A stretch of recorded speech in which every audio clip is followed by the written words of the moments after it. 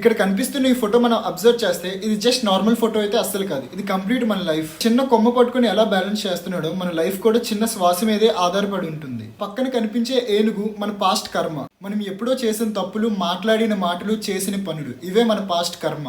ఇవి మనల్ని ఈ రోజు కూడా షేక్ చేస్తూ ఉంటాయి. కర్మ అయితే మనల్ని అస్సలు వదిలిపెట్టదు. కిందున్న ఈ పాములు అయితే మన ఫ్యూచర్ అంటే మన చేతిలో ఏముండదు. ఎప్పుడేం జరుగుతుందో మనం చెప్పలేం. అందరికీ తెలిసిన ఒకే నిజం, పుట్టిక చావు. కానీ మనిషి ఎంత పరిగెట్టినా, ఎంత ఎత్తు వెళ్ళినా ఇది మాత్రం నిజం. అక్కడ కొమ్మ కొరుకుతున్న 2 ఎలుకలు కనిపిస్తాయి. ఒకటి తెల్లది, ఒకటి నల్లది. అదే మన రాత్రి పగలు. సమయం మన జీవితంలో కొంత భాగం తీసుకెళ్లిపోతుంది. మనకు తెలియకుండానే మనం కొంచెం తగ్గిపోతూ ఉంటాం.